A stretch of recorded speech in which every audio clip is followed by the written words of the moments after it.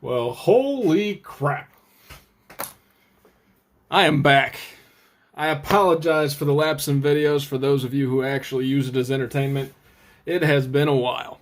I've had some random things kind of going on with me, which we'll explain in like truck chats or something like that, but just feels good to be back and making videos and everything. So I missed you guys. I had a couple people reach out being like, where the hell are you? Well, we're still here. We're still alive. We're still kicking. There's no catastrophe that happened. It was just life and time take a toll on you, right? So we are back. We're going to get back to making some videos, get you guys some good content. So my name is Tyler. This is Everyday EDC. And today we are doing a review of the Civivi Brigand. In particular, this is the rubbed brass and Damscus Civivi Brigand.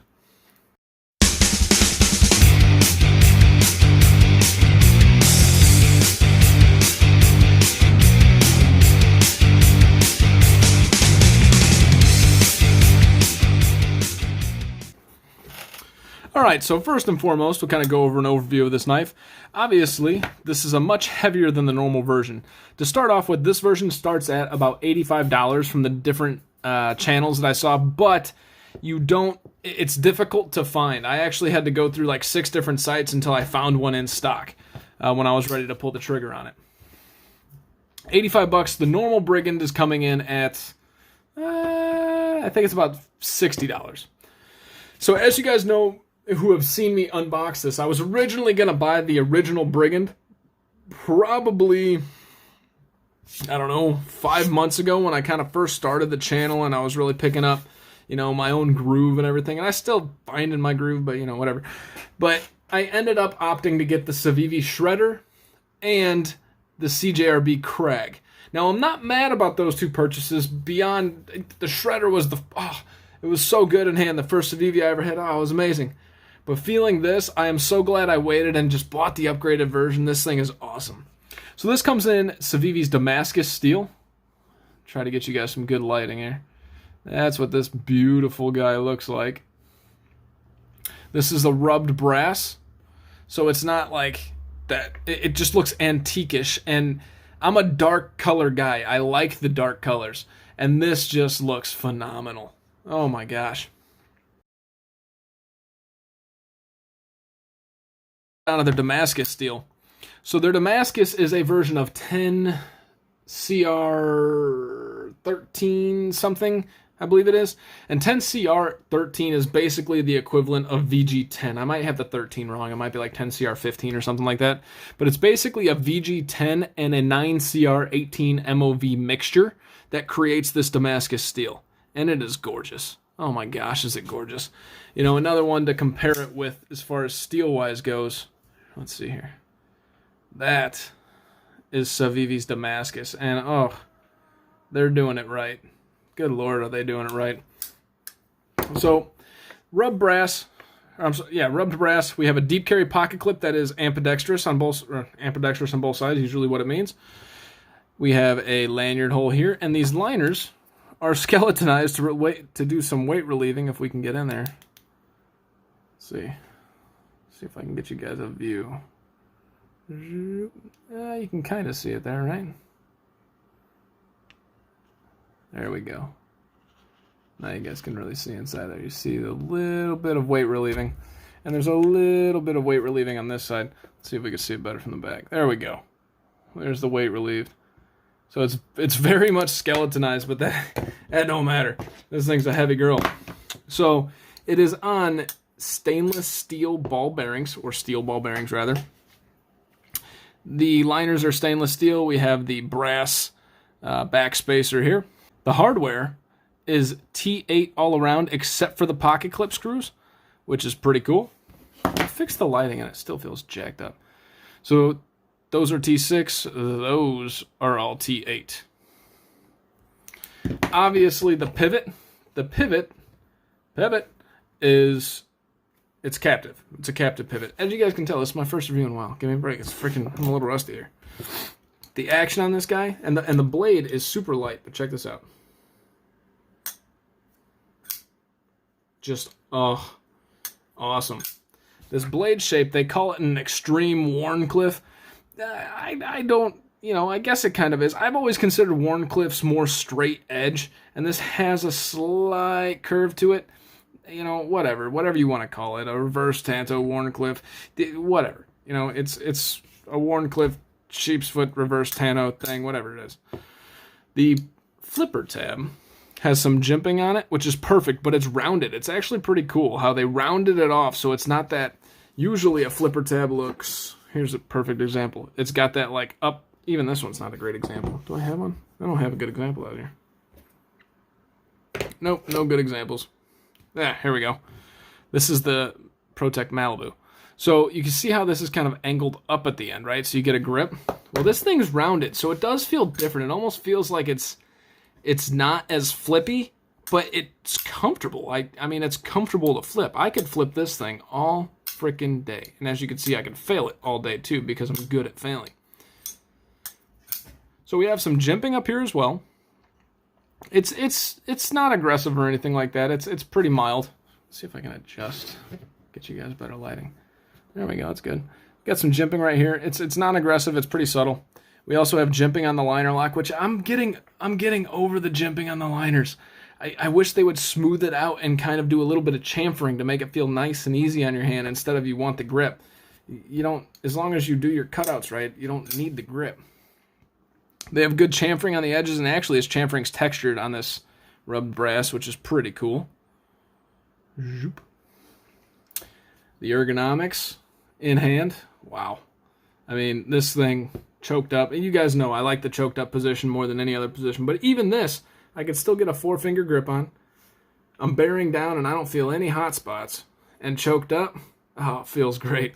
You're about ready to do some work with this guy. I'm trying a little bit closer up view, by the way, so you guys can really appreciate this knife. Try to light up this area pretty good. So it's dark blade, so I need better lighting. But overall, wow. Let's get you guys some specs. We're going to get you guys some size comparisons as usual. I'm going to give my overall thoughts and whether or not this was worth it, and it better frickin' be because this is a new channel comparison knife. First, let's start off with the thing that no lady wants to start off with. Ma'am, would you please step on this scale? This thing's coming in at a whopping 6.14, which, as Slicey would say, golf clap, because I looked it up before this, and you're definitely spot on. 6.14 is what it's stating. So this is going to be kind of a review of the original Brigand 2, because the original Brigand is coming in at like 3.35 ounces. That's really the only difference. It's G10 handles. You got your D2 steel on the original for $60. For $25 more, you can get this gorgeous beauty here. So why wouldn't you? That's on you, but I would. All right.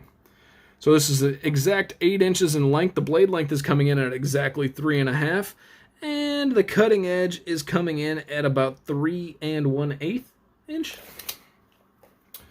So they're pretty spot on. Like, that was actually really easy to take those measurements because they were like completely spot on.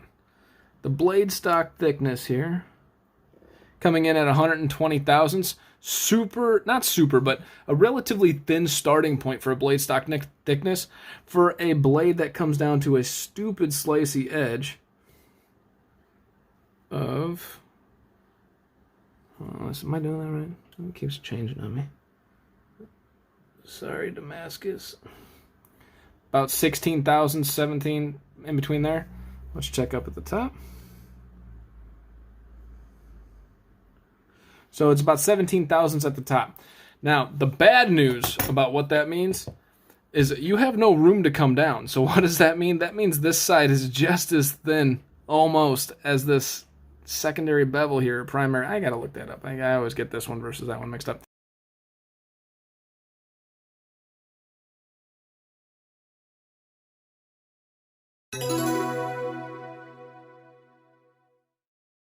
But so this tip is gonna chip on you guys. It's super, super tiny. I got it zoomed in. Let's. This is the freaking odium right next to it. The odium almost looks like it's got it beat, or maybe about the same, right?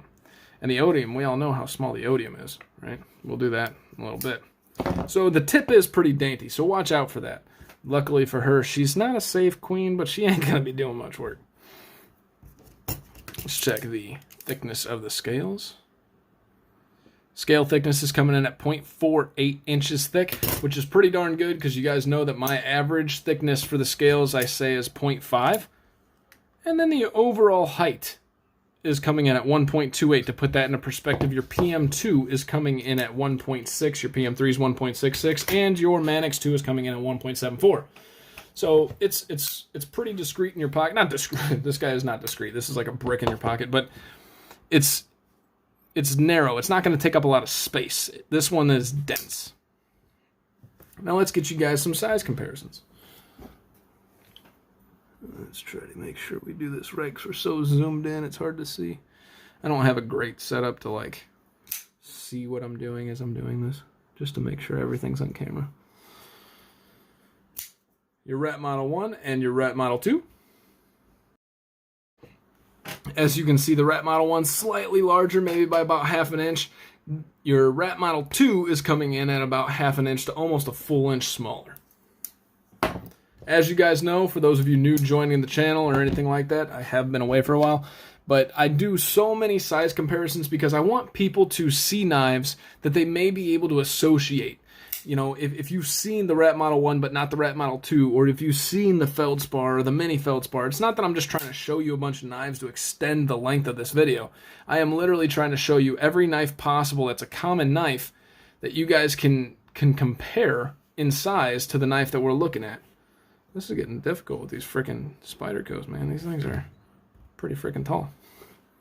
All right, so as you can see, this thing is just slightly shorter in the ass end for the Brigand, and it's just slightly longer in the blade length than the PM3.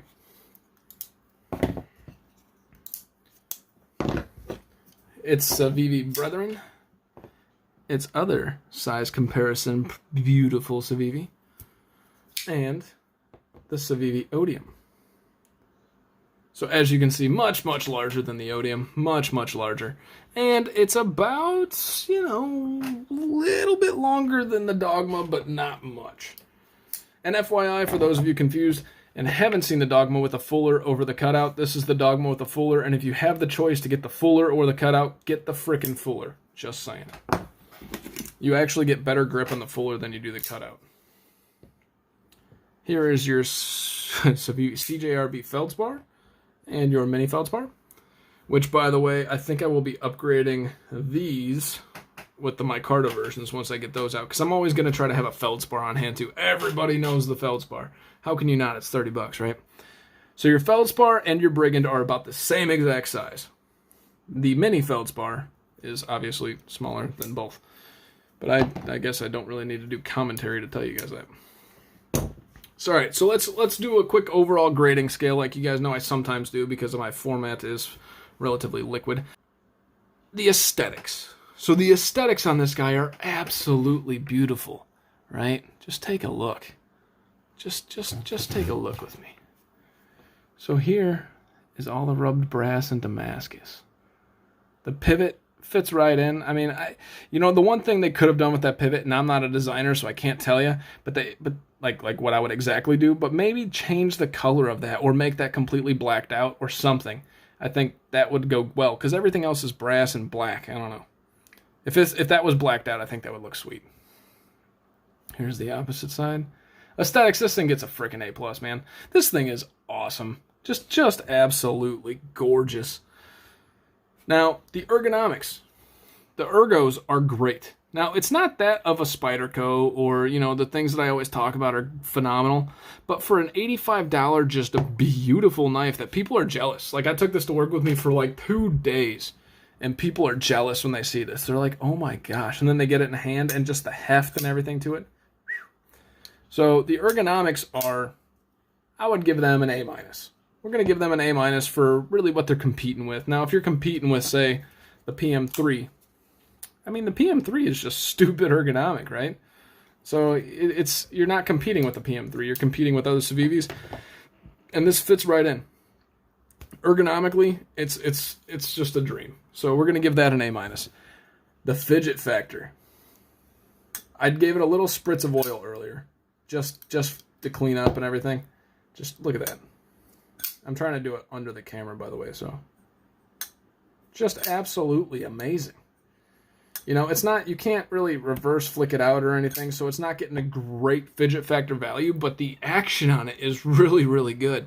You know, it's on Civivi's typical steel bearing system, and they're doing great. And I think a lot of that is more than the bearings, because you can slap anything on bearings. You loosen the pivot, and it just, right? It's the tolerances that Civivi has. The tolerances that they have for these knives are just amazing. So it allows it to have even better action with no side to side, no side to side, no up and down. It's just great. So the action on it's fantastic. The blade shape is phenomenal, right? That is probably one of your most working blade shapes. The one downside is the tip. The tip will break off. If you buy this knife to use the shit out of it, you're going to break that tip. That tip is stupid small. Look at that. Just the difference there, guys. You're going to snap that tip. So be very careful with that tip. Don't try to, like, jam it and pry, because you will break it. And if you break my Damscus Brigand, I am not going to be happy, because she's gorgeous. That's some oil, by the way. So the blade shape's fantastic. It's going to get an A. You know, the Damscus steel, their Damscus is super solid. You got to give them mad credit for that Damscus, because the VG10 mixture with 9CR is, for the price, just, oh my goodness. You don't, I mean, it's awesome. Awesome. It's awesome. So what are my overall thoughts? This thing is just awesome. It's gorgeous. It's fidgety. It's stupid slicey. It's going to do everything you want. And it's classy looking with this rubbed bronze or rubbed brass, whatever. $85. It's a little much, but not for the materials. I mean, it's just a little much for anybody, right? You're like, $85. Holy crap. But it's not a big deal when you know what you're getting. And this is what you're getting, and it's awesome. For $60 for the regular version, yeah, if you want a working knife for $60 that has this blade shape, everything, the action, I'm going to recommend. I've never even felt it, the original version, because it's a little bit lighter, half the weight, but you're going to love that too. Welcome back. I guess I'm welcoming myself back. This is the Civivi Brigand, rubbed brass, and Damscus. This is a channel knife, a comparison knife. You guys will see much more of this guy. Thank you guys so much for watching. My name is Tyler. This has been Everyday EDC. You guys stay sharp, stay safe. Subscribe if you haven't. As usual, I kind of do that plug. You know, I'd hate being that guy, but it is what it is. Subscribe if you haven't. That's the only way we grow together. Thank you guys. Have a great freaking day.